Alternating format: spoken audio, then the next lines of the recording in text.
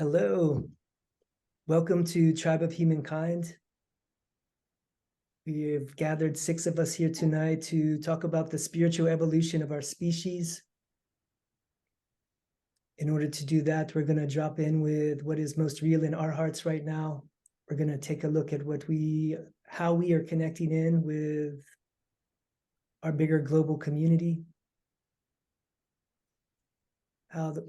where that puts us for how we understand where we are in this life and what's happening and what our hearts are calling for us to do, how our hearts are calling for us to show up in our own lives and with each other right now, and how we can also use our presence to support each other,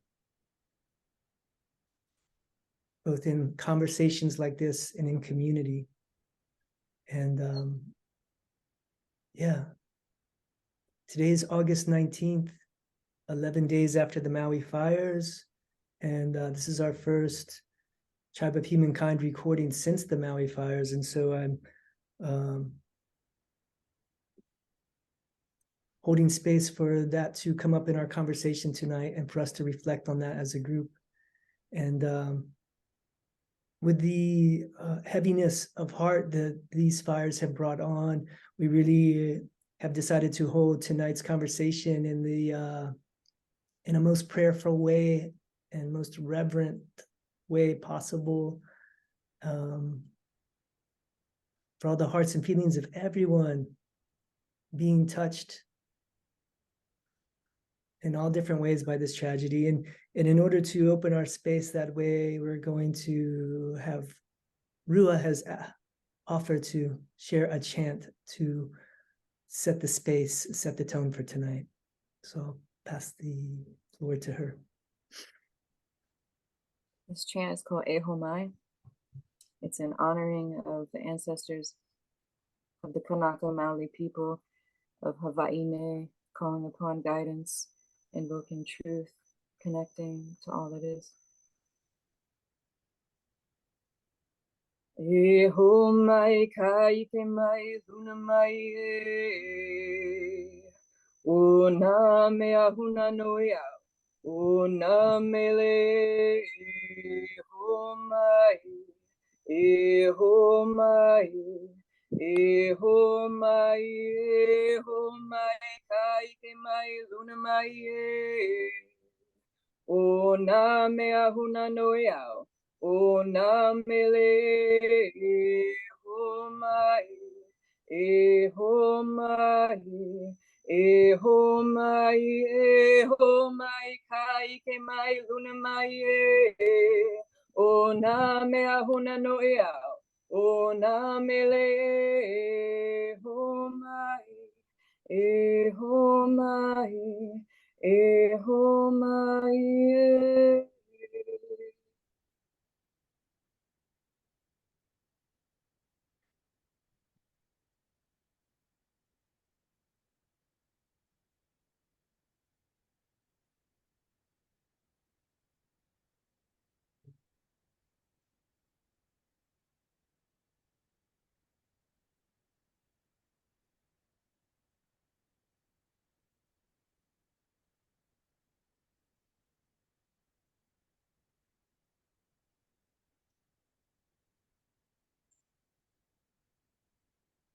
Thank you, Rua. That chant always helps me to feel the Aina, feel the land of the Hawaiian Islands, feel close to the spirit of Hawaii, connect me wherever I find myself in this life, back in with the Hawaiian Islands. So thank you for sharing that pule, that chant, that prayer. And yes, may we all hold each other in love and tenderness tonight as we share our truths and perspectives around what's going on in our lives and our connection with the Maui Fires. We have 2 new guests with us this evening who haven't been a part of this recorded conversation yet, and we have my partner Becky here on the right, and here on my right. And we have my good friend Jame, Ke Aloha here on the left.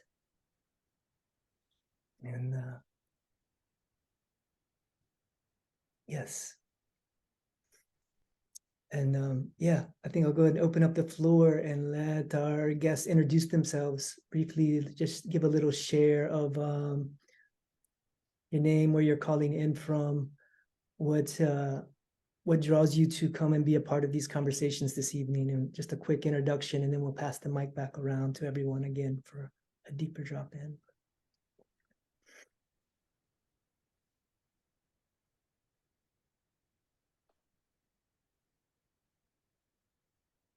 Do you want me to start? Sure, yeah. Hi, I'm Jame, and I am calling in from Santa Cruz, California, where I'm originally from. I did live on the island of Kauai for 17 or 18 years. Beautiful time. And then was called back here to California. And just on, everything that you talk about with all your podcasts, just on this journey, trying to figure it out, being here on planet Earth in this human body, and to do that, lots of meditation and lots of connecting with beautiful people. It's amazing. So thank you, Shane, and happy to be here. Janae, good to have you here. Yeah, I can go next. I'm Rebecca, Becky, Shane's partner. Rua, thank you so much for singing that beautiful chant. It's dear to my heart. It's one of the first chants that Shane would sing to me, and I'm trying to learn it. We've been singing it together a bit this week. So that was really powerful and beautiful for you to open with that. Thank you. I'm here in England right now, in the Cotswolds. I was born in England. I left when I was 18, and this is the first time I've been back living in England, and I'm now 42. So that's been quite interesting. I lived in Italy for 12, 13 years, Switzerland for 4 years. Vancouver was the last place I lived for 7 years, where I met Shane. I'm here tonight because I obviously want to support Shane in this beautiful, powerful movement he's started here. And I'm often nervous to join these circles and to use my voice. But I really felt like I needed this sort of community feel, this energetic community tonight.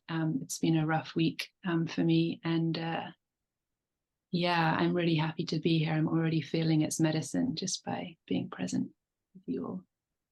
Beautiful people. Thank you.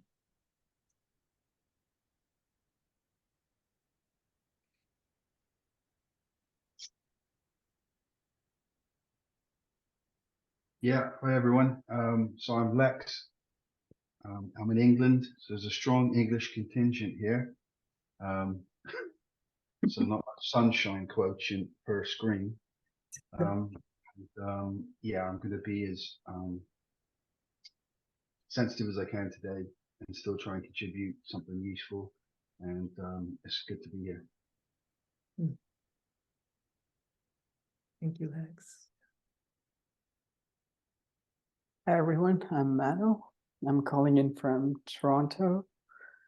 And yeah, what brings me to these conversations is it's to find joy and inspiration within myself, and to share that with the others, and to feel that sense of community, and to really question as a human species, as a human being, where am I going in my life and how am I showing up? And I find that these containers helps me to stay focused and bring all the goodness, and to share that with the other, and to inspire the collective. Because I realize that for me, it's important to have a larger community around me to keep me inspired. So I think that's what keeps bringing me back, and the beautiful connection I get to create with all these beautiful people I meet here.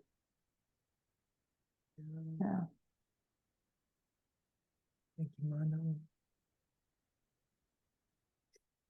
I'm Rua, calling in from Maui. Been on the island for 8.5 years, and I'm here to connect to what it means to be a native person, to what it means to belong to a land, to exist on an Aina, and to become that land. And I'm here to talk about it, and I'm here to live it too.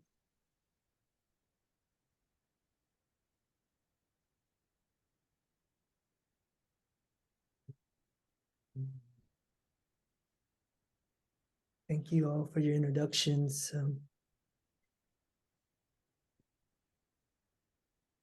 Usually after introductions, I ask everyone to kind of tune in with anything that's gone down in the last week or two of their life that's most real and alive in their body, in their hearts, in their guts, in their health,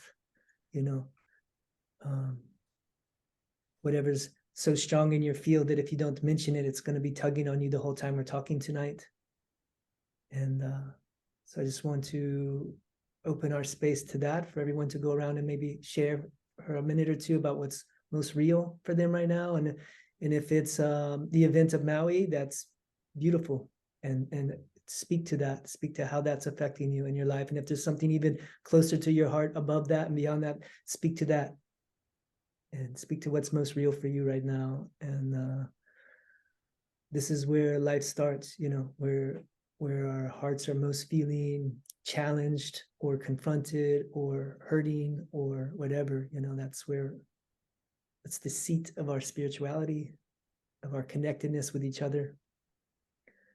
And it's open the space to go back around the circle, whoever who's feeling called to speak to something that they can feel in their body. And maybe when you speak to it, we have the opportunity to feel it in our bodies, in our energetic field as well, just by you speaking to something that's that real for you.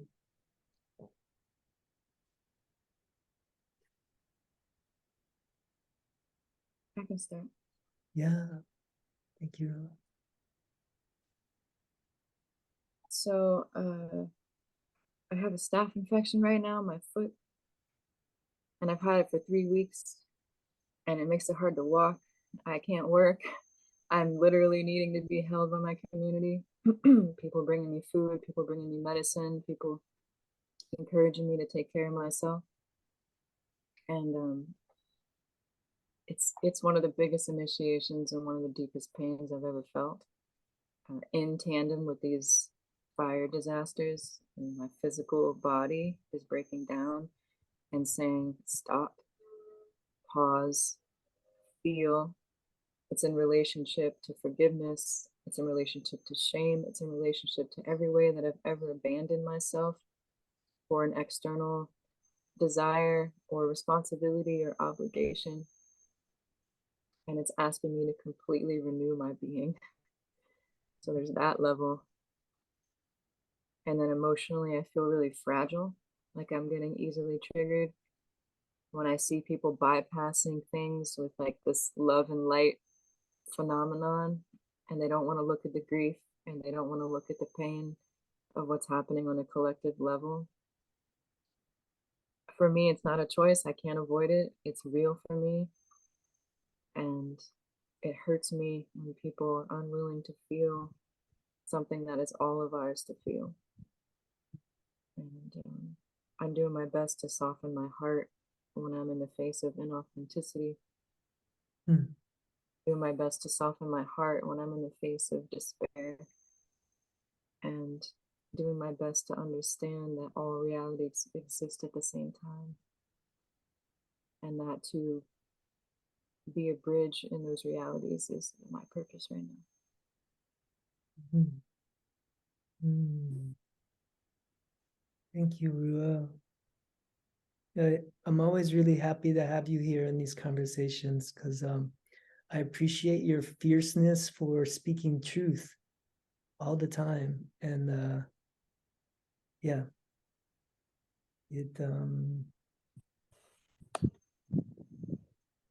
makes me happy to see it, happy to hear it. I appreciate it. And so say thank you. And Can you speak? You mentioned a lot of powerful things that are coming up around the healing with your this staph infection in your toe and your foot, and you mentioned the word forgiveness. And I wondered if you had anything else you could add, like details you would care to share. That's how that has connected you with forgiveness. On the greater level, it's forgiveness for the way we're treating the earth and for the treating each other and the creatures and the plants and the imbalances that exist. In a personal level, it's forgiving myself for all of the ways that I've compromised or sacrificed what I needed, and all the ways that I haven't shown up for myself to comply with societal constructs or to fit into a certain confirmation bias of a group or community. Any way that I have done something against my own soul and my own heart is asking for resolution right now. And every time I think the wound, the staph wound is healed, it's so subtle and minor. If there's any way that I'm still abandoning, even in my thought forms, the wound will swell up and start getting irritated again and creating heat. And the place that it's at on my foot is the tip of my left toe, which in reflexology represents the brain. So it's literally like any way that I have utilized my mind to go against my own intuition, that's what this is.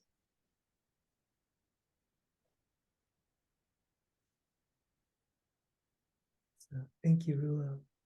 Does anybody have any reflections for Rua before we move on to other shares? Anyone have anything that they are connecting with what Rua is saying, or reflections for her? Just beautiful share. Thank you, Rua. It really is. The devastation where you're at has definitely hit me hard because, I was over on Kauai and I have friends on Maui that are going through the same grief. And so as we are a collective and we are all going through this grief together, so I have been in meditation every day, just my energy focused over on Maui with friends. So we're doing, we have like I have a little group that we get together and we do a full like just love meditation. And I don't know who said it earlier, but it is just stepping away from all of the social media and not paying attention to that, because the most important thing is just to support the tragedy that's happening, the heart, like it's heavy.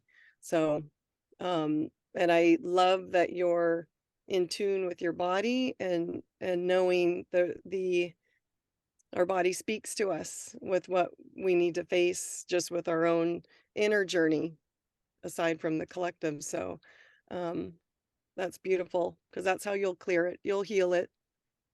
I'm sure you're doing all the herbs, all the salves, all of that. Yeah, awesome. And I do have like after when I'll share another thing that that has helped me heal infections in my body. It cuts it right out. So I'll share that after with you. But hitting the emotional part, because it is the holistic approach. And doing that does help what is going on in the collective. So when you are doing that inner work and listening to your body and that healing, it expands out. So beautiful. And yes, beautiful chant too. I was like crying because whenever I hear Hawaiian chants and hula and just all, it's so thank you. I want to share one more little important part before we move on. People keep asking me why I'm not going to take antibiotics. Why don't you go to the hospital? Why don't you just take antibiotics? It'll just get rid of it. I'm like, no, it won't. It will cover the symptoms. So I've been doing a lot of things over the past few weeks, but I just want to share this. Banana sap from the banana flower is the most profound medicine that I've ever encountered in dealing with wounds. It creates this little scab over the wound so that it can heal and not become irritated further. That is my main medicine right now. And I refuse to take shortcuts because I know that taking shortcuts only leads to difficulty in the future. And not just for my foot, I'm talking about grand scheme, not just covering up the issues, but feeling it all the way and healing the root, not just the symptoms. That's it. Healing the root. Yeah. So that's, yeah, it's beautiful because we have the ability to heal. We have these, our body are miraculous healing machines. So when we kind of align with that and figure out the root, then the body, its natural way is to be healed. So that's beautiful. Yeah, thank you for sharing the banana. I didn't know that. I was thinking plantain, if you can get a hold of plantain, maybe you can add that with the banana, chew it up. I don't know if it grows where you're at, but plantain heals staph as well. Yeah, beautiful.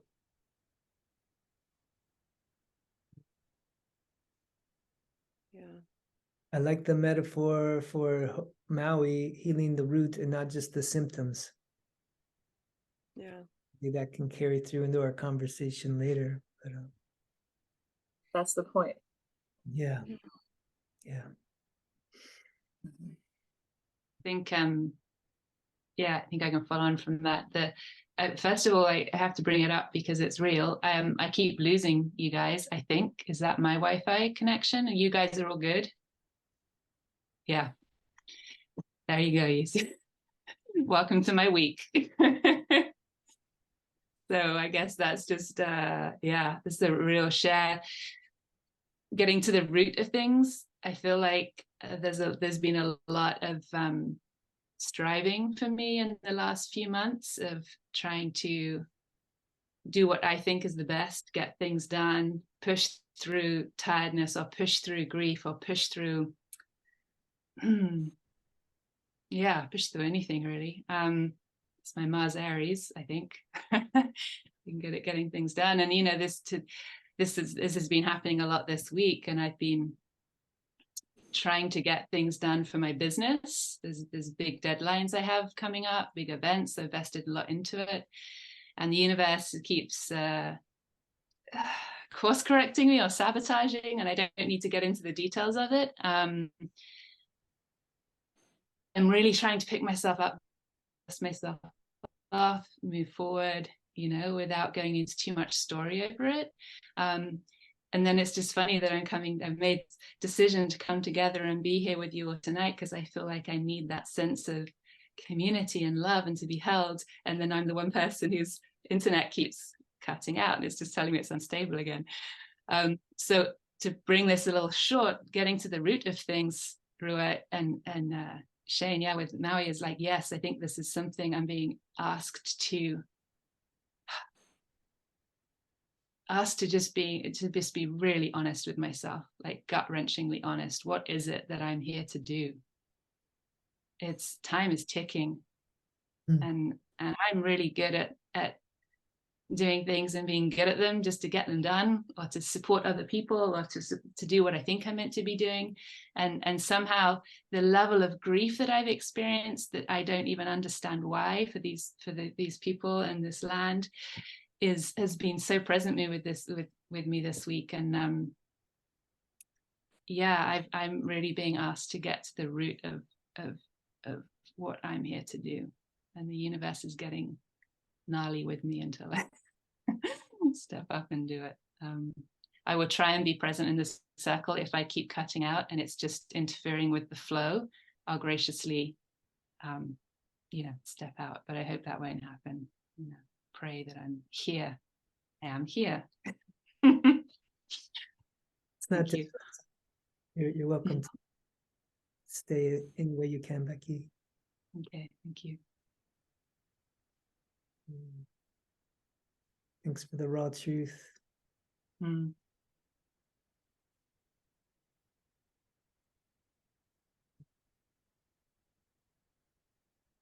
I think I'll hop on that and yeah, share what's moving through me. And yeah, the biggest piece that's moving through me, it's sometimes when I go through like pain or hurt or hard time, I have a tendency to just laugh. There's like I don't know what it is exactly, but have some thoughts around it. It's like, can I be grateful for this now? And can I see the bigger picture? I usually ask myself that question. Am I able to see all that is, being unfolded in front of me? And oftentimes, I get feedback from the outside. That's not how you're supposed to behave. And I'm like, well, that's what's available to me. Like, it's not trying to fake it. It's just what's moving through me. Well, with that being said, like, I also sit with myself and to really question, am I, trying to mask this from how I'm really feeling this laughter as well? So to bring that sense of inquiry within. And for me this week had brought like a questioning of, yeah, a lot about truth. Am I, being true to myself, or am I being, lying to myself? And I find that it's challenging for me to lie to myself, because I can see some of my patterns, and yeah, but that also like extends outward. My frustration builds when I feel like someone is lying to me, or the authority is lying to me. So that's one of the things I'm also facing into this week. Can you be more specific? Like, I think I understand what you're saying, but can you just go ahead and spell it out? Yeah, definitely. I think it all started when I, started with listening to the podcast with Aubrey Marcus and Charles Eisenstein, and they were talking about Bobby Kennedy. And Charles brought up a really beautiful point about how since JFK's murder, we know that there is something that government isn't telling us. There was the lie that started, and that created a crack in the circle. And so that podcast really got me thinking. And in relation to that, looking at all the videos that was coming through Maui, and the weapons that they've been creating and creating these fires, that really got me talking and really stirred me up, really hurting my heart in a way, bringing in the agenda, and once again lying to people. And COVID being another one. So it's like, to me, it's like, seems like there's one after the other.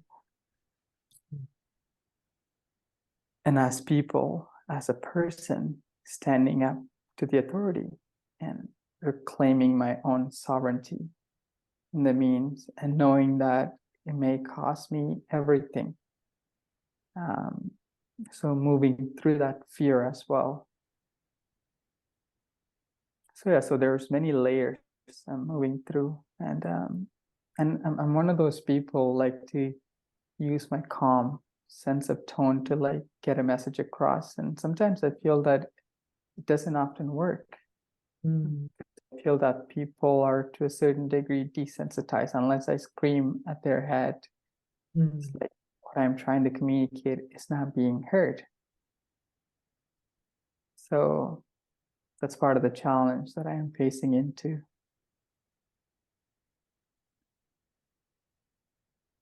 So, and for me, it's really important not to lose hope, because I also have a tendency of like, fuck this, like screw the whole thing and just throw it all up and then just go live in the woods. But I also know that that's not the solution, that I'm needed here as a awakened warrior. I'm needed to fight, even though that's not how I prefer to do things, but it's like my energy is being called, and that's why I'm here, and surrendering into that feeling and asking spirit or asking for guidance to guide me in the best way possible as how can I serve in these times. And part of my intuition says that it's just the beginning. Mm. Just the beginning and slowly getting started. So I don't want to go too far into this. I want to pause here and perhaps pass the mic around. Or, yeah. Just tag one thing you said, just like in standing up for your sovereignty, there's an implied threat. Mm-hmm. I believe that. Lex looks like he's ready to say something here. Jump in. So from the get-go, my energy in the group has been different. And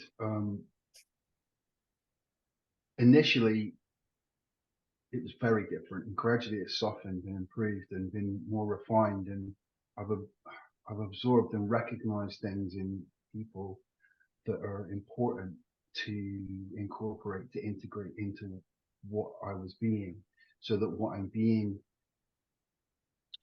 is adjusted. But I still believe in the core of what I'm doing and what I'm personally called to do, which is to, when necessary, help people to find the spiritual warrior aspect, because it is, I believe, at the core of this. And we've had conversations where I've used the term spiritual warfare or spiritual warrior. And Manon, for instance, you would say, well, I'm very careful not to use that terminology, you know?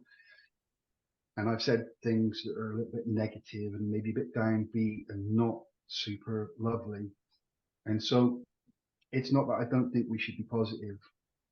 It's not, I don't think we should be sensitive. It's not any of those things. It's that they need to be protected, and there needs to be a framework. And that framework I learned in martial arts. So in martial arts, what happens is you get tired, you get hurt, you feel pain, you learn things that work and don't work. There's discomfort, there's you know, and its whole being, the reason it exists is because the world will sometimes attack you, right? And through history, that's been consistent. And most spiritual teachings address that in some way. They look at the fact that there is danger, threat, risk, and danger in the world, and you have to assess it, you have to look at it, and if you're clever, you come up with some sort of response, and that becomes a way of being, a way of living, a custom, something you pass down or whatever. And I've been, what I think the spiritual community of the world right now doesn't have is any of that. And it's going to be required for the next period of whatever we go through as a species, as a spiritual community. So I'm nearly done. What's happening here today has been forced by events, rawness, raw honesty. There's trauma, there's pain, there's fear, there's anger, there's rage, there's grief. And there are responses to that. The ones that I can talk about are stoicism. You don't have to have hope. You don't have to know that everything's going to work out all right. One of the first teachings of Japanese martial arts, samurai, is expect to die. Expect to die, right? Give that away before you even start. Go into it knowing that you're probably going to die. And if you walk away, wow, that's cool, right? It's a very different reference point of perspective, because it releases you to be all of the potential and capability and skill that you then bring forward fearlessly, kind of fearlessly. So it's integration. It's all the shadow work that Jung talked about, and you know, going into all the darkest places. And up until now, it's been storytelling. It's been like an interesting. You can choose to, or you can choose not to. But I think we're about to hit a period of time where there is no choice, and so we're going to need to bring up some people who want to can bring that in and start to train that warrior aspect of spirituality. Do you see what I mean? And I wouldn't label it as masculine in the same way as I don't label any of the other stuff feminine. It's just a component that men and women need. Yeah, let's let some people weigh in on that, Lex. I want to share that I've had a very direct experience of that this week. That by being in sovereignty and by taking care of myself, that I'm threatening my environment and I'm going to experience loss. And I have. I've been asked to leave where I live because I missed work, because I'm taking care of myself instead of just going to the hospital and getting an antibiotic. So because I'm no longer useful to the business establishment, I'm out and they're just going to find someone else. It's like a rotating door. That's not a community. That's a business. That's a corporate colonized system that only sees people to be valuable if they're getting something from them. So I have a very real direct experience of losing my home over and over and over again by standing in sovereignty. And it's happened again just last week. I have to move.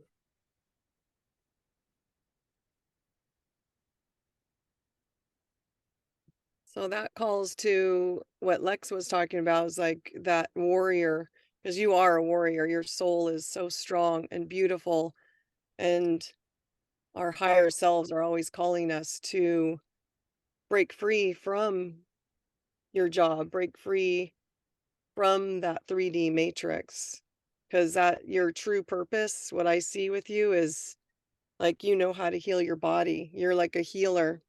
Do you do massage or anything like that? Because that's what I'm seeing with the experiences that you're having. You're getting pushed to step into your divine like purpose, your what your higher self is calling you to do.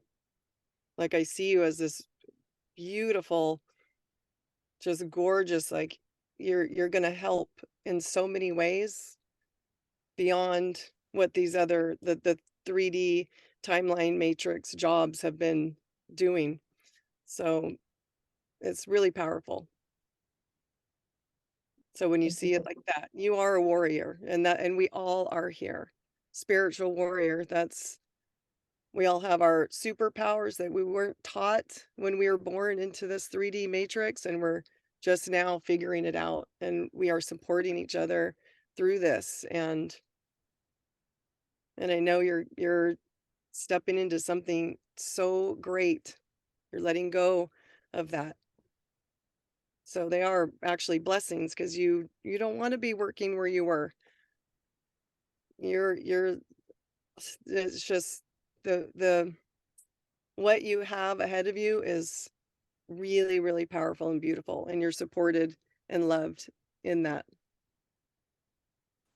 You're an amazing artist too. You do artwork? I'm Yeah. an artist and I'm a temple keeper. And the reason that I exist where I am is because of the plants. I live in one of the most lush jungle valleys, pristine, untouched, on the remote east side of Maui. And I've been holding on to it and holding on to it and holding on to it. But what I've discovered is that this is not a safe place to pray. And when our prayers are not safe, that's when we have to go. And that's how I've been tuning into the natives. I didn't lose my home by fire. I lost my home by value and by principle. And to see that my prayers are not received here, that's the methodology of movement. Yeah. And it's beautiful that you see that. So you're honoring that, and you know you're being called to somewhere else where your prayers will be received and honored. So really your work is done there. You've done your work there on that land with those plants. You've really become one with them. Now it's time to go to another ley line and work your prayers and beauty there. May, I was wondering if you would like to weigh in on kind of like for your own personal share of what's been like most real or alive for you in this last week or two. Like what's hitting you strong in your life? It's especially in view of like what Mano's just shared and what Lex has just shared. Like, where is that landing with you, and what's your most real share for the circle today? And Well, like I said earlier, it was just devastating what happened over there, and my heart weighed heavy with grief and shock and all of that. And but knowing, like, that's why I resonate with the warrior, like, I've been praying and meditating with friends, and it's really, when I go into that energy space over Maui, I see so many beautiful souls, like from all over the world. Just, we're like, there's a lot, putting so much love and energy and um just like power back to the land. um that's why there's this time and space, there's more consciousness now to do that, and to kind of battle the dark forces that Mana was talking about. There, we're in a dual, we've been in a dual reality, and I feel we're trying to break free from that. And so we saw some real darkness that just happened on Maui, and so we're, going in and clearing that, and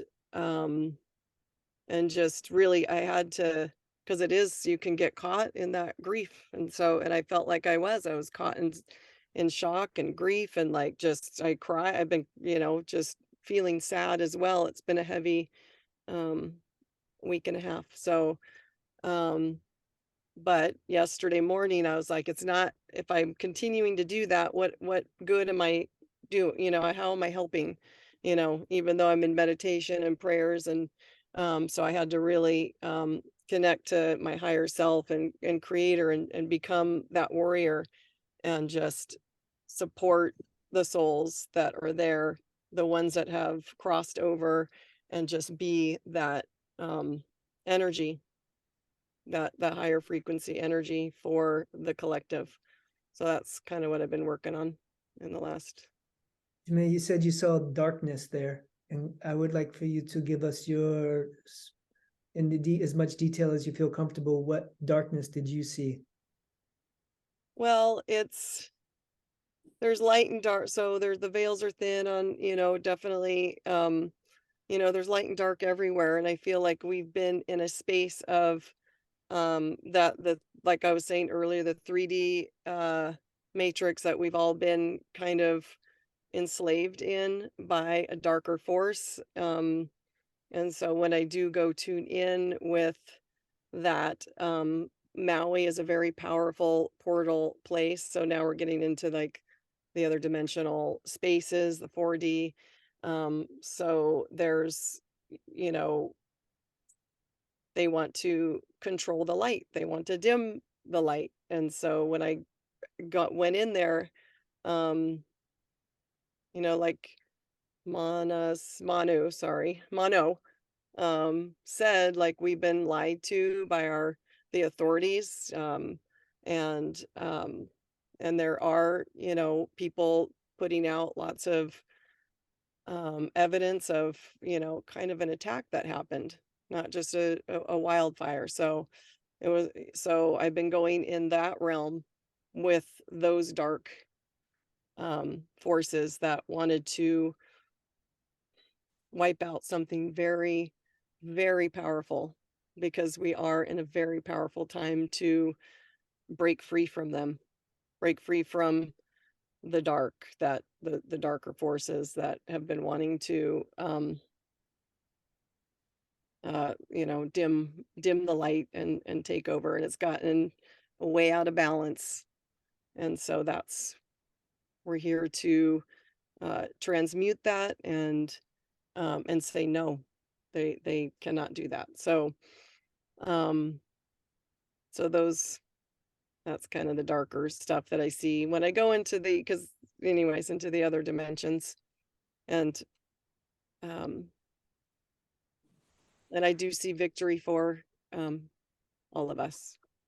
And you, Ruar, on ground zero front lines. That's why you're like one of the most powerful warriors to be there right now. When it's time to speak to it, I do want to speak deeper about the Maui. Perfect. I don't know if that's this moment, Shane, but I want to speak to what I've seen from being here. Yeah. Yeah, go for it. Go for it. Lahaina is a cursed name. It means cruel sun. And when you break it down, it means sacrifice by fire. The original name was Lele, and it was a wetland.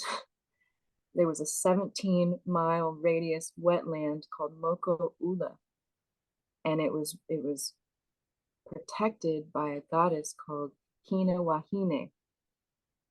And they just built a baseball field on top of it. And they cut down 700,000 ulu trees, which is breadfruit, which is a staple food to the native people, and created a drought environment. And they put cane fields, sugar cane, in place of that to have exported sugar to make profit. And it's created droughts on this island. I thought at first that the situation was natural because of that. I thought, okay, maybe this is just karmic. Maybe this is just, they created the drought and so the fires were inevitable and that's what they get. But the more that I learned about the situation, the more I realized it wasn't an accident. They purposefully closed the roads. They purposefully closed the schools. They purposefully didn't let the alarms that there's a whole tsunami alarm system or any natural disaster alarms to let people know, get out, something is happening. They tried to claim that it was because of the hurricane. It wasn't. The hurricane was 700 miles away from the island. It was completely unnatural. There was no rain. There were all of a sudden harsh winds and all of a sudden harsh fires. The trees still intact, but the buildings and the cars are melted. The local people that were there on site were pulling bodies, hundreds of bodies, out of the ocean in the next following days because people were jumping in the ocean trying to save themselves, but the fires were so intense. They were burning people's faces off as they were floating in the ocean. Many people turned to complete ash, and when they were trying to get out of Lahaina, the cops blocked the roadway and said, no, you can't leave right now, you need to turn around. And thousands of people died, not hundreds, thousands of people died. They're lying, and it was purposeful. And instead of helping people, they're blocking the food to getting to the people now that FEMA and Red Cross are there. Pallets, thousands of donations that are coming from all over people, they're keeping them from those people, and they're trying to buy their land. And now the site is so terrible because there were buildings that had lead paint. There's asbestos in the air. People are coughing up blood just by being in the area. And they're keeping people from their land. And I know that they did this on purpose. And even people that weren't even affected by the fires, even people that live an hour away from where the fires were on the south side of the island, they're telling people, if you want to leave this area to go get supplies in town, you need to sign a paper and wait in line for hours and hours. You need to sign these papers. You need to sign these papers. They're trying to take complete control over that side of the island. That's what I've seen. And just to be a little bit even more specific, when you say they, who do you understand they to be?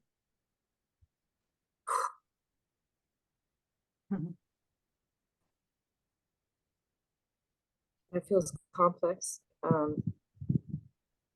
It's the military, it's the government. They want to put a military base there because it has really good access. There's a port, you know, it's a good location. They've already got military bases on Big Island. And then it's also corporations. Bezos is trying to buy a big portion of that land. Oprah's over there getting her fingers involved. I don't know what her intentions are, but it's money. It's not like certain people. It's money. And it's whatever, whoever is invested in the corruption, the raping, and the manipulation of the lands, and not connected to their heart.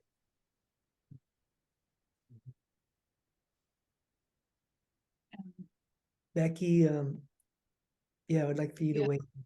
It's a little- Yeah, there's so much that it's hard because there's so many things I want to say, and then we we move on. But yeah, I've a lot of my grief is because I'm on the other side of the world, but Shane and I have connections and friends in the Hawaiian Islands, and therefore somehow I'm on these Instagram accounts, and everything you've said is what I have been receiving as well, including the account of the road being blocked. Like they were trying to leave and they were diverted down onto Front Street. And my real question, and Shane and I have been talking about this, is and a little bit this is what Manu was talking about at the beginning, like how do we address this? How do we bring voice to something this dark? Also, whilst the local people that have been affected are saying, we just need time to grieve. Like we need the respect, because there is a lot that's moving. And I think because everyone is so on the edge of we've had enough, after COVID, there's so many things that just keep happening, that we've just had enough, and we're ready for a breakthrough. We're ready for people to take a stand and for some kind of justice to start happening. And so how do we be the spiritual warriors? How do we bring voice to this darkness and also respect the fact that there also needs to be a deep grieving period? And is it, I don't know, is it distasteful to talk about this whilst people are still looking for the loved ones that are dead and died, and they need to reclaim their bodies and hold ceremonies for them? I feel this fervor that we need to get this truth out there, and people need to know. But then I also wonder if there's a timing to that. How do we walk this path?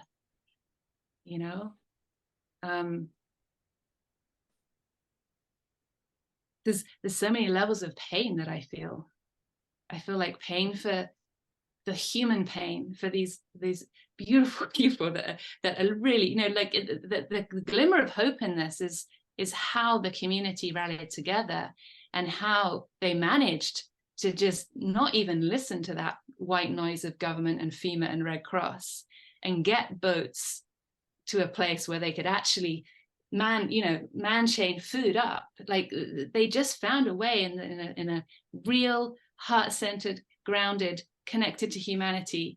We've got this. They've taken care of their community. And meanwhile, you've just got these hollow, empty voices of Governor Josh Green with his whiteboard and his points that he keeps talking about, that what he's doing is oh, sorry, I've gone off on a tangent because I get really emotional about it. I don't know what we're meant to do, but I want to do something. And then I want to be honoring of the people that are suffering at the same time as sounding the alarm bells. And how do we do that? How do we walk this path? It's important to talk about it. They want us to talk about it. Yes, they need to grieve, but they want people to know the truth. And the pallets and pallets and pallets of food and supplies that were getting withheld from FEMA and Red Cross, that the people were getting access to and bringing to the people on the boats. FEMA and Red Cross is claiming that those people are stealing when all they're doing is helping. And really what I think is most important to realize is that this has been happening for thousands of years. It happened to the Native Americans to create America. It's happened to my ancestors. It's happened to all of our lineages. I don't know anything about my culture and lineages because I've never even been to that side of the world, because for generations we've been displaced. This has been going on for a very long time. This is just the most recent, right in our hearts, right in our homes example. But we've been going through this for a long time. Yeah, I think it's beautiful. Like what what you shared, really, it's really helpful for me to hear your sharing and to hear your truth of what it's like to be there, in person, and to witness, firsthand what it's like. Because what I've been seeing, it's through Instagram, it's through videos that's been created through people. But I appreciate you sharing, yeah, what you witnessed. And I also hear Becky. I think it's a very beautiful point that Becky brings, which I also was wondering the same thing. When is a good time to bring this up? Because people are grieving. People are going through that process. But I also believe that it is a good time to talk about it. I think it's good that Shane put out the invite to have the conversation while it's all still very alive, very present. And for me, like, is something else that I want to share in this moment is that understanding the short-sightedness. Feel that as humans, I also want to take full responsibility for this. Is that we see like what's best in the short term, but may not see what's best for us in the long term. For the earth, the larger picture. I also say that in terms of the corporation, like a short-term revenue, or the quarters looks good, the stocks goes up, but how is that affecting us on the long term? I think it's really important for us to bring that into our day-to-day awareness, and that larger community, or like a people that we are connected, they also have awareness of that. It's to what Ruo was saying in the beginning, it's just to take a break, pause, take a breath. Just know what we are creating. And how is that affecting us? And sometimes I get into arguments with my own father around like composting. Ask him, hey Dad, you're probably going to die soon, but what about me? What about my brothers? Like, we got to compost. And anyways, it's an ongoing thing. But I think it's important that we stand up. And like I said, it may cost me everything. But yeah, it's one of those things I also need to sit with myself and to be like, yeah, it's probably mean death eventually, but I think it's time, and that's part of the laughter where it comes from. It's like, okay, yeah, I've done this before. I prepared this, I've done, and that this is scary things, and I've died like number of times. But that's also the part of the laughter. It's like, yeah, okay, here we go again. See if I can make another change before I die this time. Anyway, so I'll pause here and pass on the mic. Yeah. I'd like to pierce through to some clarity here, to beyond just the human error, or like there's a little bit of corporate greed that's kind of gotten out of hand. Like, let's pierce through to our clearest understanding of what's going on our planet right now, and not beat around the bush about it. Like, I appreciate you bringing up the crack of awareness that came with the assassination of Kennedy. That takes it back to the 1970s. That's not the beginning. Rua mentioned earlier, it's thousands of years old. Can we awaken in our short lifetime to see what's happening presently? Yeah, within our own governments, if we look back to their origin stories of these governments, the genocide on the land where the government gets started, at what point does the government ever tell you the truth? At what point is the government not killing its people?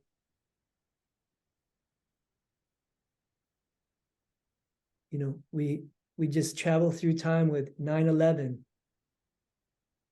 COVID, fires, use our powers of discernment. What's behind it? There's military, there's government, there's corporate money. What's behind that? What's going on with our lives right now? Can we see it? Can we awaken to the truth of what's really happening, so we don't trick ourselves into just a upsetting news story?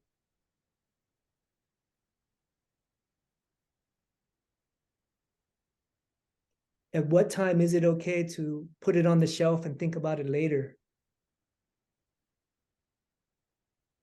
Or are we like lifetimes past doing that?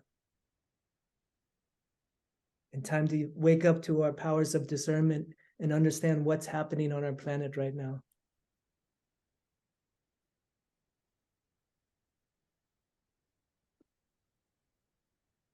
I have some more words to speak to this, but I want to pass it around. And we're nearing the end of our time of our discussion. It's been really beautiful. We've touched into realness on so many different levels, but we only have a few minutes left.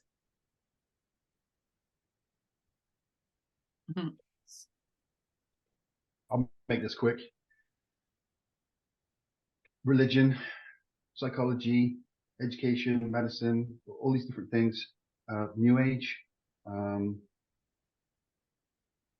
they're categories, they're gangs, and they, in their finite space, inflate with a limited amount of material, and extrapolate and reuse.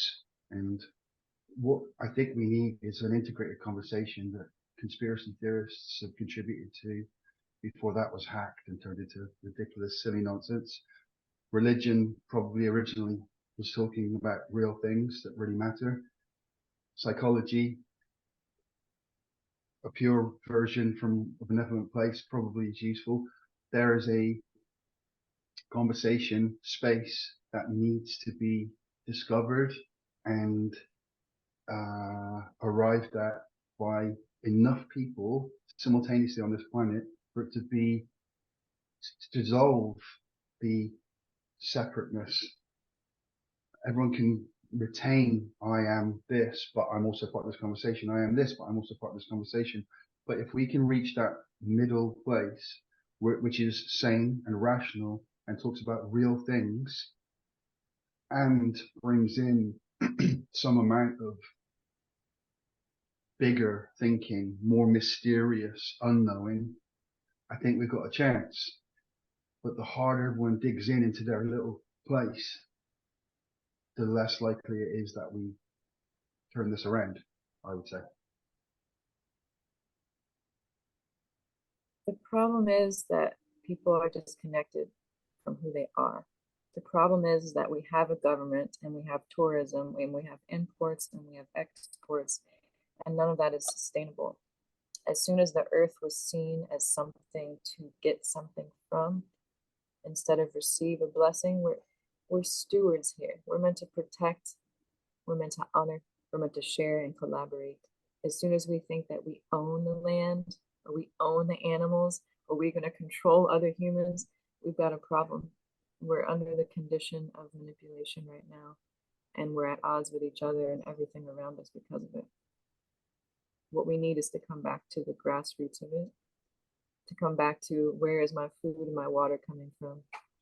Shelter, it should not cost money. We should not be at odds with just existing, meaning that we're indebted to someone else. When we exist in a sacred place, and anything could be sacred, when we exist in a place, we make it sacred. And then we are responsible for caretaking that aina, that land, wherever it is. With who we're around, we're caretaking, and it's taking care of us. As soon as we create dominion over, we seek death. That's what's going on. We need to actually have sovereignty and interdependence in community structures that are equal, in villages that are sustainable. That means internal governing, not external government. No borders, no limitations. Nothing is owned, everything is ours. That's how we're meant to live.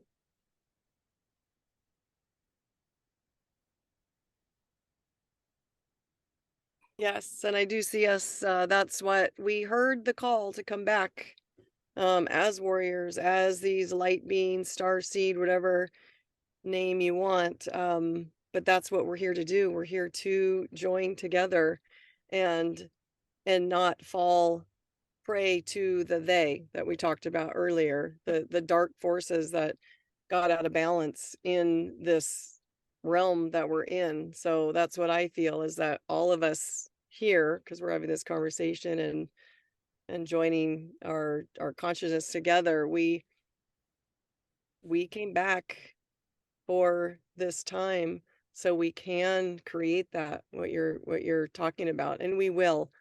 Like you said, thousands of years. I have memory of, and I just reading from Earth Star Z, and I was just, so I have a memory back in Lemuria this happened, you know, and there's part of Lemuria is on Kauai, and I have, you know, grief from that time when it got annihilated, because I was there, and so so this is we've been caught in a loop by these dark ones, and we are not them. So that's what we have to do, is become that sovereign, but still collective at the same time, and say, no, you're not doing it this time.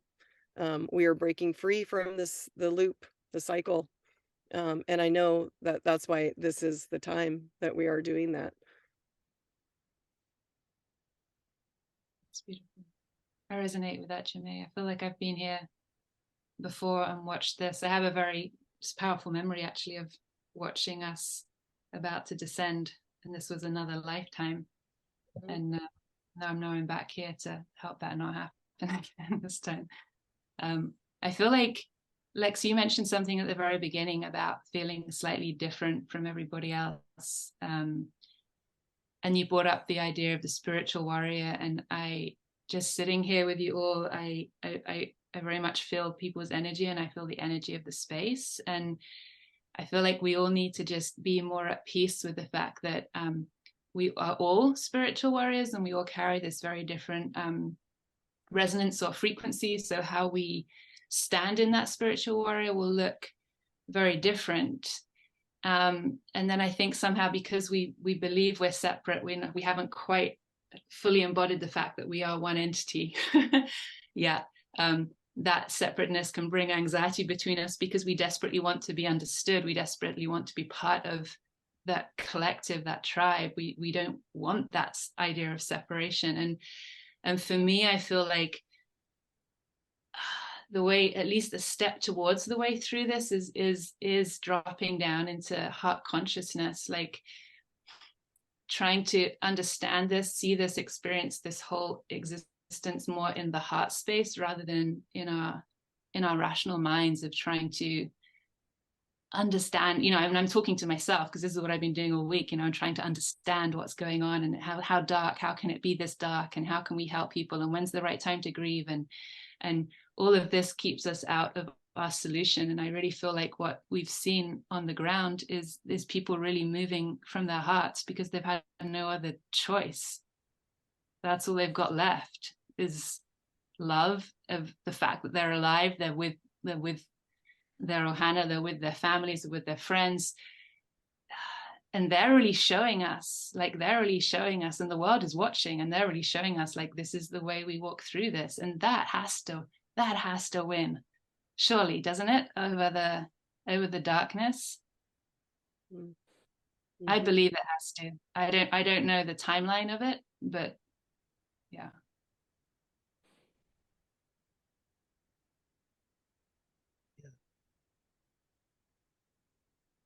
It does win. Mm-hmm. Yeah.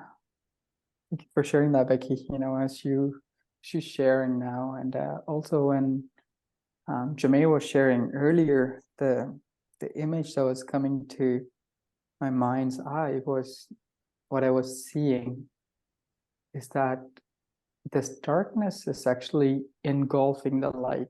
So there's darkness and it just completely covers the light, but the light is still alive from within.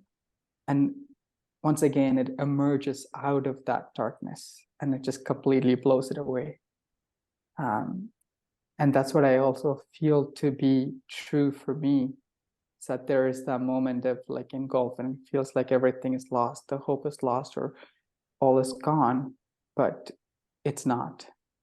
It's still working from within, and at least that's my truth around that. And but I also am curious to hear Shane's point of view. You've been so good, like orchestrating and creating this space in such a beautiful way, taking us through, inquisitiveness and like curiosity. But I'd love to hear your thoughts on that in the last spin that how you brought up that curiosity. I'd love to hear what's alive within yourself in regards to what you've shared earlier. Thank you, Becky, for saying that spiritual warriors all look different. I agree with that. There's a lot of different roles to play.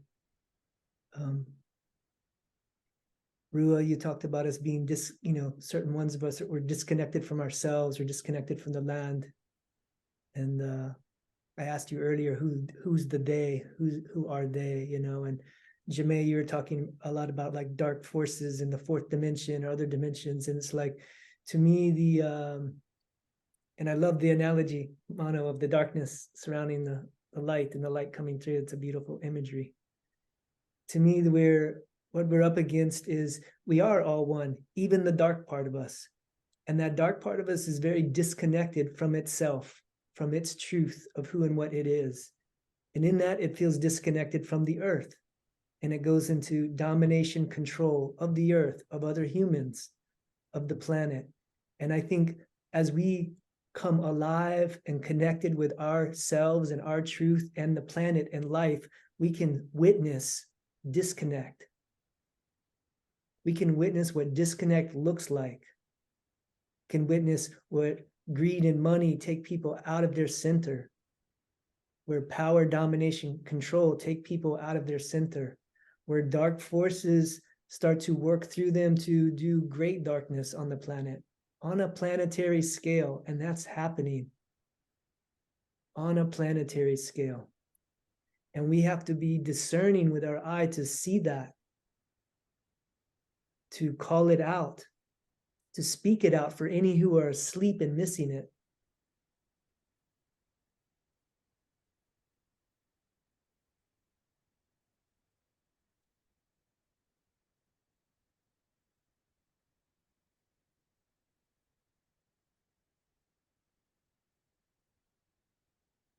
The governments, are like bad egos out of control, that are serving their own egoic interest that have nothing to do with the people that they pretend to represent. They pretend that that's part of the black magic, to put the name on the forehead of the opposite of what you are doing for everyone, to deceive, to not be in the light of the truth of what you are, because you're not afraid to be yourself. When you're in the light of your own truth, you're okay to be transparent. But people who want to deceive everyone and put names like FEMA and Red Cross and US military and US aid and Hawaiian government across their foreheads and abuse and steal and rape the land and the people over and over again. The domination hasn't stopped. It's relentless across time. Relentless. And also what we have to do is open our eyes to see it. And so when people give their time, their money, their energy to the government that enslaves them, when they hand the money so that the government can put an armed guard to your head and tell you to go away, tell you to get off the land, you're paying for that armed guard that puts the gun to your head.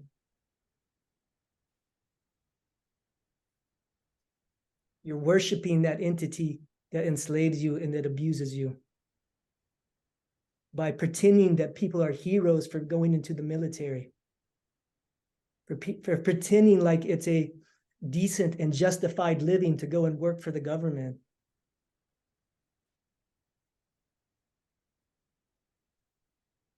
We have the light of truth inside of us all, and we need to find that. It's bigger than the government. It's bigger than the planet. And the planet is a consciousness itself that's waiting to align with the awakened human being. And when enough awakened human beings are ready, we will align with the planet's power, and that will help us to stand in our power, and we will reclaim it from those who have degenerated into pathetic versions of themselves.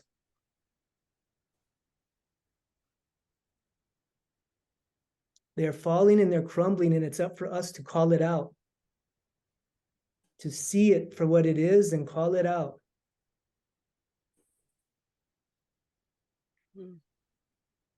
Well The said. It's Yeah. $1 billion a year on directed energy weapons. Mm. For decades, they've been spending that money or more. That's just what they tell you. What do those weapons do to help you? What if you didn't spend 1 year's worth of money and helped all the people on Hawaii right now? Not going to happen. But then people feel good about being a hero and going to work for the government and being a soldier and being employed by the government and doing contracts with the government.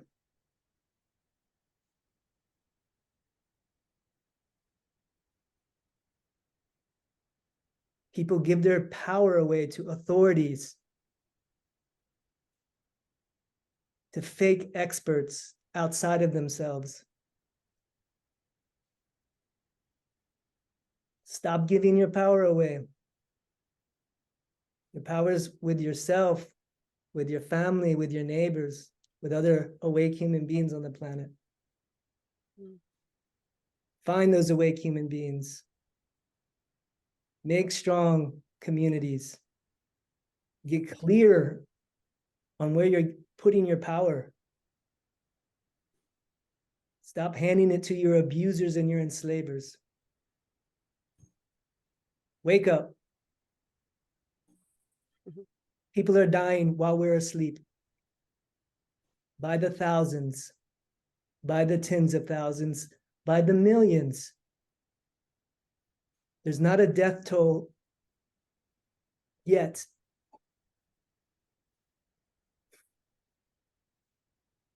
On the injections. We're in overtime, everyone. You're being slaughtered by your government and you can't see it. It's horrific on a grand scale. It's terrifying, it's demoralizing, but it doesn't have to continue.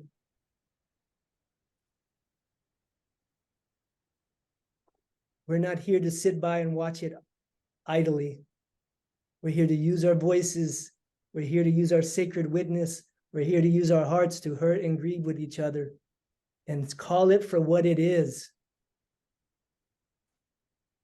And stop pretending about whose toes we're going to step on or whose feelings we're going to hurt, who are still loyally attached to the dying way.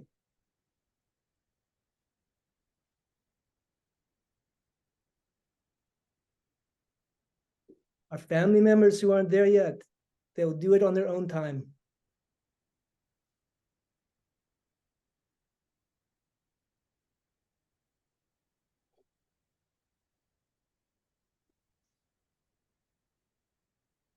We're not helping them by pretending that our truth is different than what it is.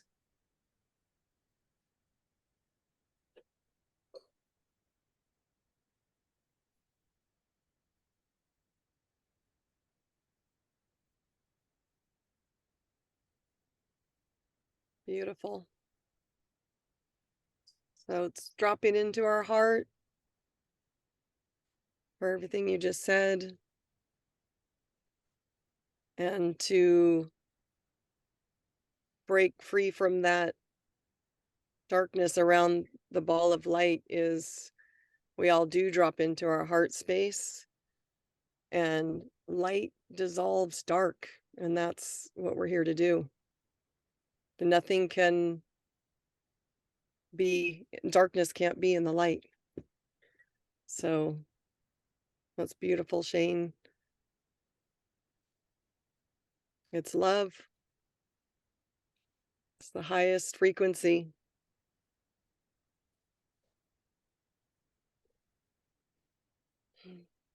Here to shine our light of awareness. It's nothing else.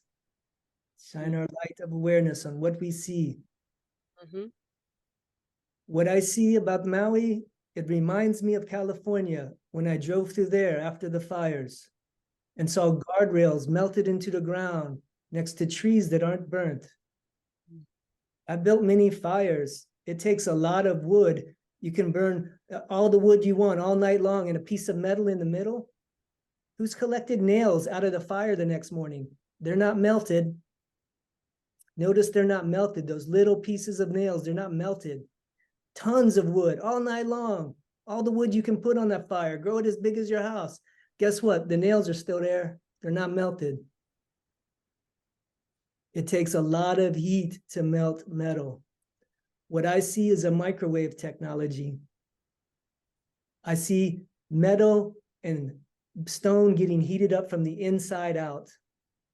And trees don't get heated up the same way. And bones are dust. Cinder block is dust. Metal is melted into the streets. And there's trees right there. There was even, Becky and I saw blue awnings still up in the And center, garbage cans. and plastic plastic garbage cans. Think about microwave. Who does this?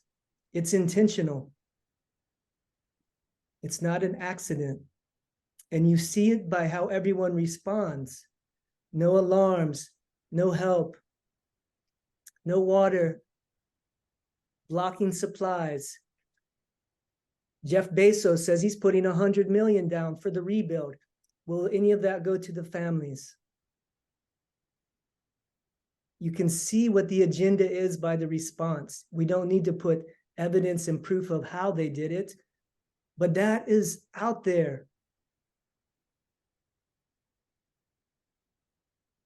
There's proof that our government has been manipulating the weather since Vietnam. There's another thing to put next to JFK, 17 years of Vietnam War. What was that about? They made it rain in Vietnam. They had the technology then. They'll tell you that on the internet. They didn't make it rain on the Maui Fires 50 years later, spending billions of dollars every year on directed energy weapons. They're not going to use any of that money to help rebuild Maui.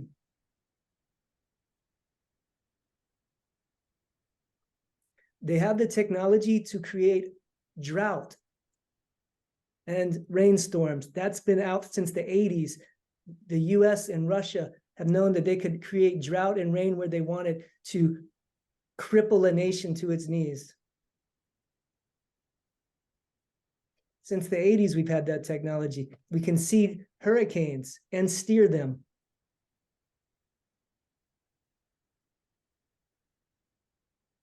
What's left? What's left? Did we use that technology there? Did some other nation use that technology there? Because nobody's even curious about that. Could we be under attack from our enemies? Nobody's asked that question. Are we being attacked by our own government? Has that ever stopped?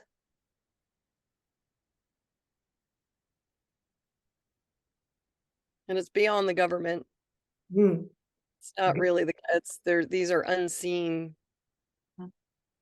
people at the very top so the government is just minions following orders, because not all the government, I know there's good in the government as well, but these dark ones, I'm going to call them, have infiltrated our schools, the government, our healthcare, all of it. And we need to say no more. You guys are done. You're not welcome here on planet Earth anymore. And goodbye. And that's what we're all here to do as spiritual warriors. We heard a cry for help from planet Earth. Gaia, Mother Earth, she is consciousness. And we came in forgetting, because we get pulled into the false matrix of amnesia, and then we're programmed with all their programs.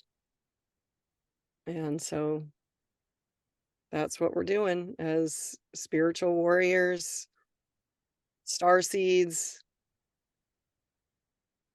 powerful eternal souls that we are.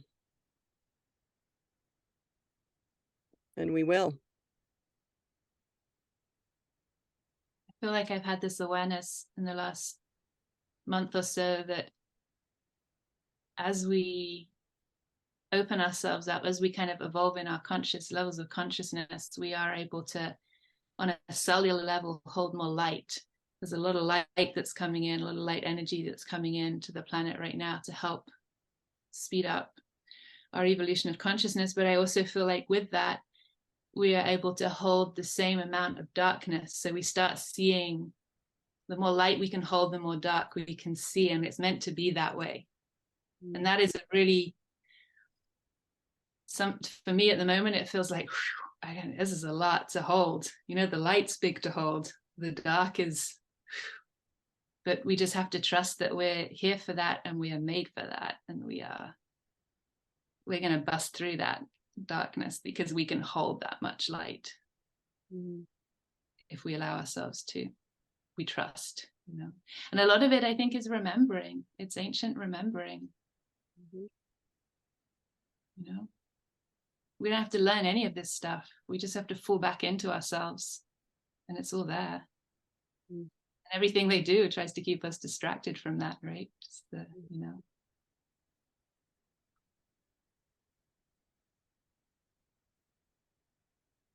I believe we as civilizations have destroyed ourselves before with trying to weaponize the energy of the planet. And using planetary energies and turning them into weapons is how we've destroyed ourselves as entire societies in times past and had to start over. And this is a deep wound in our psyche, and it's playing out again.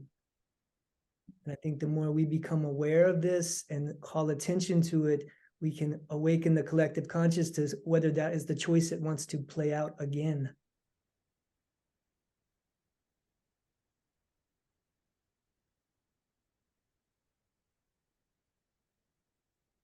Thank you for reminding us, Jamae, of our eternal souls, and with our eternal souls and our eternal consciousness and strength, what is it we're here to do right now? How is it we want to show up inside of these lives right now? What really is happening on planet Earth right now? What's our role to play within it?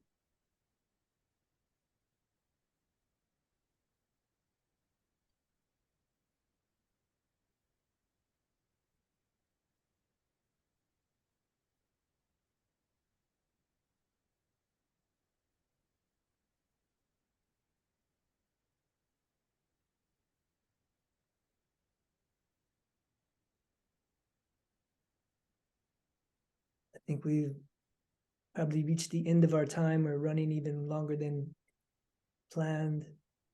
But as we, if anyone has anything that they would like to speak in closing before we go into our channeling of our higher self.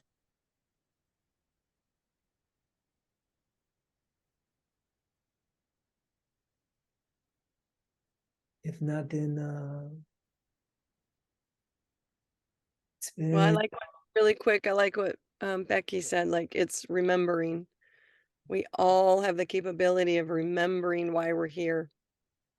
It is in the Akashic records, all that is quantum space, higher self, creator, to bring that remembrance in of our true mission here. So that's really important. And then stay in the heart space.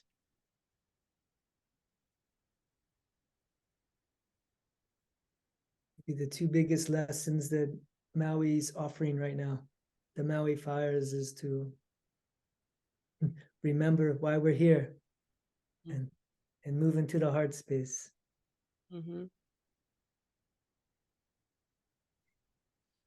Yeah, I think that's the real invitation. And it's hard to hold that because there's so much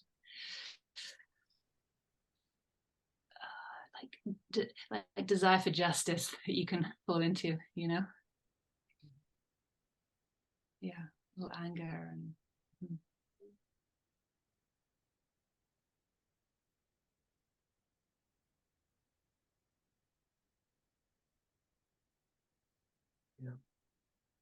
And if we can peel away the anger, then get to the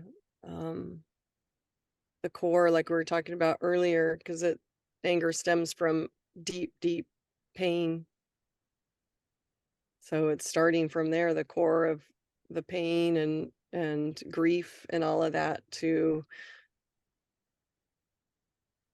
work through. And that's why we're all here, to connect, and hopefully others that are watching this will connect in with this consciousness as well, to fuel our light and just keep fueling it and keep healing and keep that unconditional love, highest frequency, growing and growing.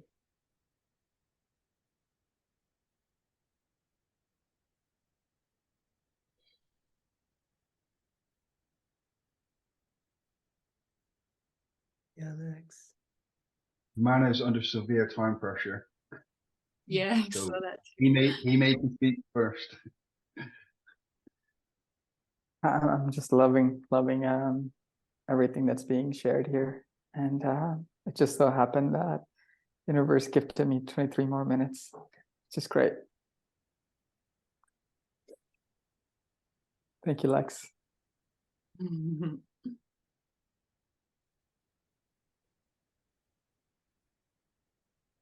When we do end, can Rua can you end it with another Pule Hawaiian prayer chant? That would be amazing. yeah.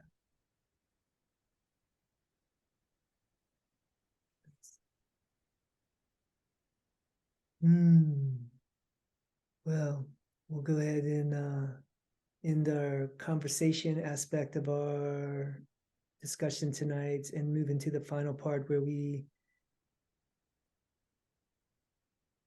just sit with our inner self, with our higher self, and get in touch with everything that we spoke, that we heard spoken, that came through our whole group tonight. And see if there's any last message that your higher self would like to speak into the group and speak out to the world, to anyone who would want to watch or listen to this at some point in the future. Something that feels like it needs to be said. So we'll just take a couple of breaths, and then whenever someone is feeling ready to share their message from their higher self, go ahead and speak. We'll take a couple of breaths together first.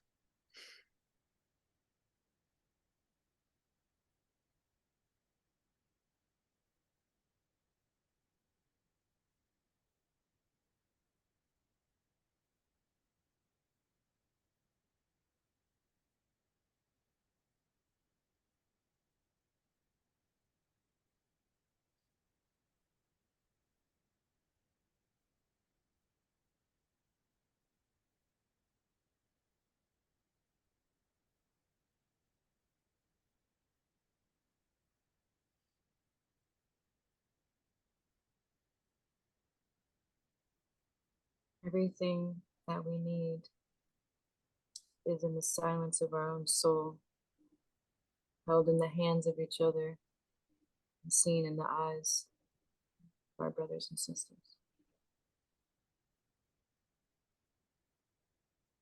And remember the love that we have for each other, that infinite love that we have for each other, so we can dissolve the illusion of separateness.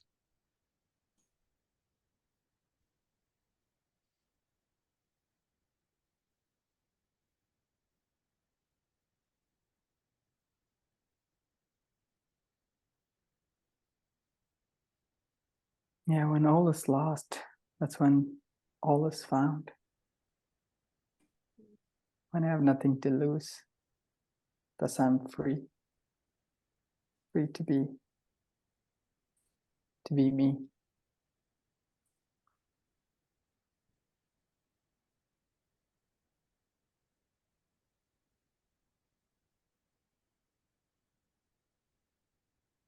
Yeah.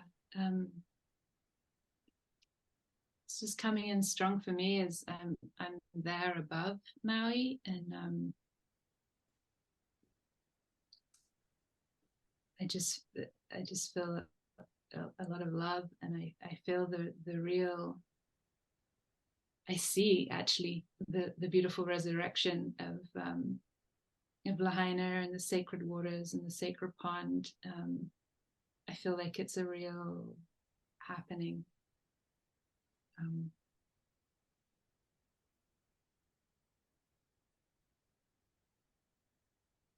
Yeah, I feel like it's a real happening.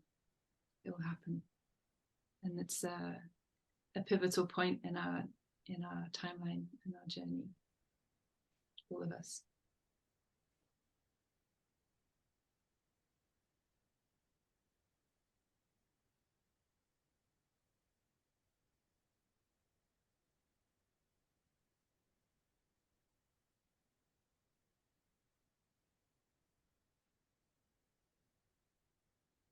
Difficult for me to talk on this,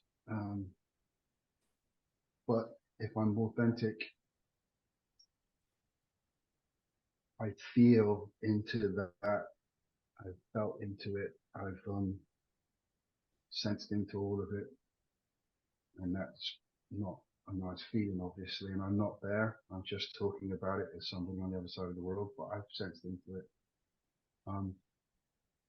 For me, every day is a sensing into somewhere in the world where that kind of stuff is happening. It's been happening for a long time, and I'm continually sensing into those things, managing it, and trying to come back to some sort of way of getting through the day. So for me, this is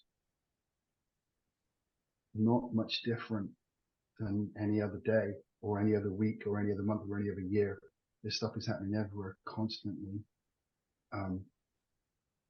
And I just hope that at some point everybody joins in the conversations we need to have, and we start to get there before these things happen, you know, and prevent them and stop them and change the world. Yeah, that would be great. Yeah.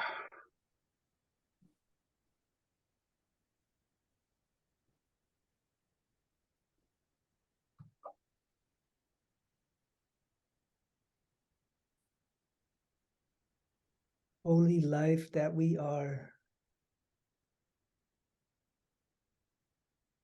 May we grieve our losses.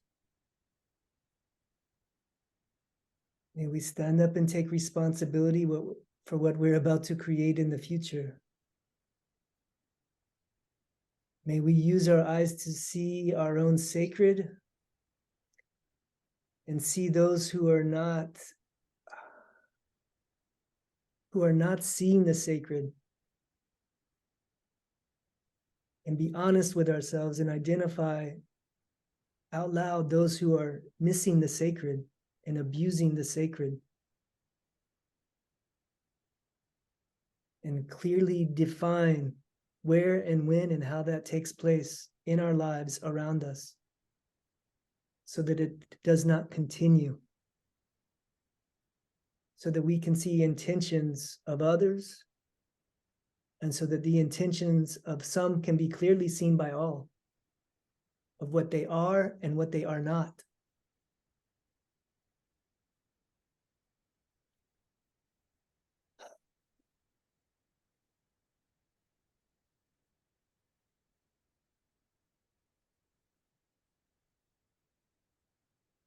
Thank everyone for bringing their bravery and their heart truth into this space tonight.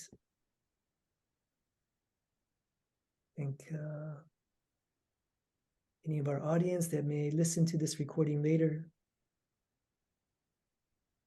We've done our best to approach this evening in a sacred manner and in a prayerful way.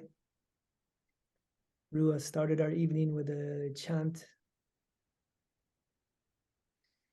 And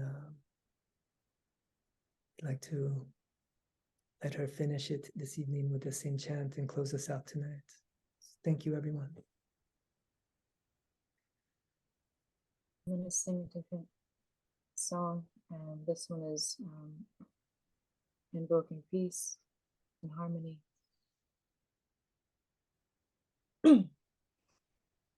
E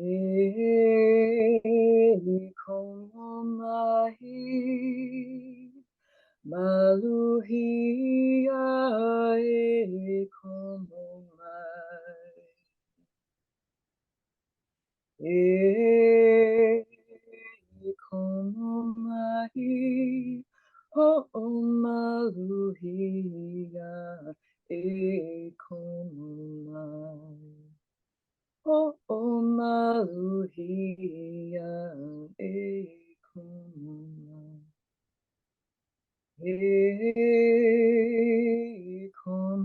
mai,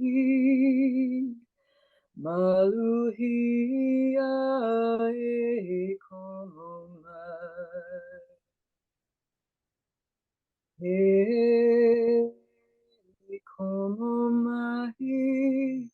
O maluhia e como mai. O maluhia e como mai. E o maluhia e kahua. E o maluhia e kahunua. E como mai, maluhia e como mai, e como mai, o maluhia e como mai. O maluhia e como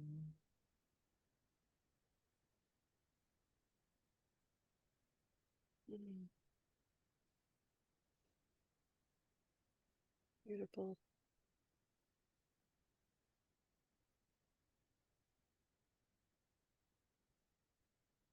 Mm.